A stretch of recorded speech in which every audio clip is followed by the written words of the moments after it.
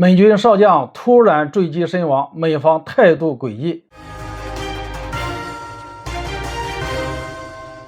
大家好，我是肖一华。这些年，美国工业空心化程度和内部军纪腐败问题的加剧，让美国空军事故频发。外界调侃美国引入印度移民太多，以致美国印度化，而最近的一起事故似乎表明外界的调侃成真了。和印度类似，连自家少将都能坠机身亡了。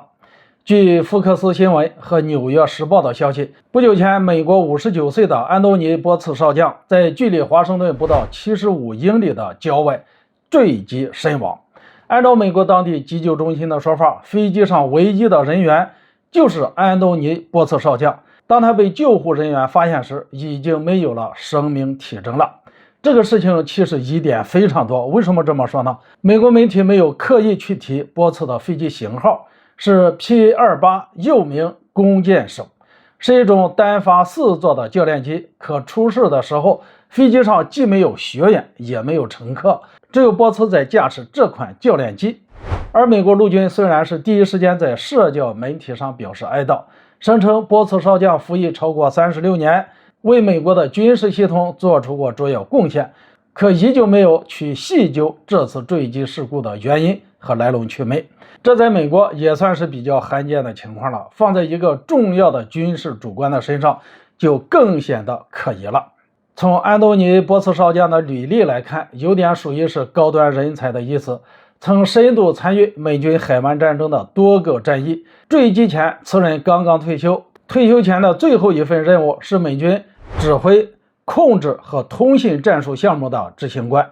不过我个人感觉，这个项目有点类似于美国想要搭建一个更高效的联合平台，能够实施情报共享，强化体系化作战。这样一个重要人员的死亡，美国陆军这边却有点支支吾吾，多少让人有点感觉到奇怪。而更为奇怪的是，类似这种死亡案件在近期似乎是过于密集。在不久前大约7月23号的时候，3名美国海军陆战队的成员不明不白地死在了北卡罗来纳州一个加油站的车里，而该地距离自己的军营仅仅1个小时的车程。尽管美军内部经常出现自杀、虐待致死、性侵案，但这种莫名其妙的死亡却很少见。更少见的是，军方对此也是视若无睹。根据查到的资料来看，美国其实有过不少因为知道太多被灭口的案件。就拿近期的一些事情来说，当年调查拜登家族和乌克兰寡头利益来往的人员，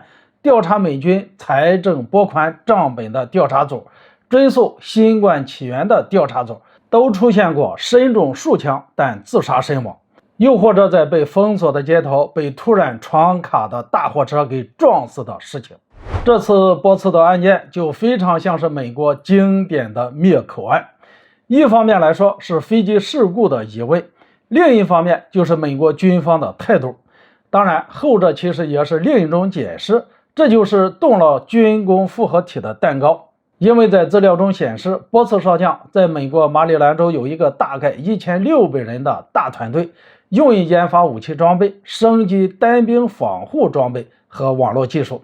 这很明显是一个新兴的军工企业，而有波茨在军队内部的人脉，销路肯定是不愁的。那么波茨死了，谁的利益最大就一目了然了。好了，今天就讲到这里，想了解更多军事内容，请关注云华说，我们下期再见。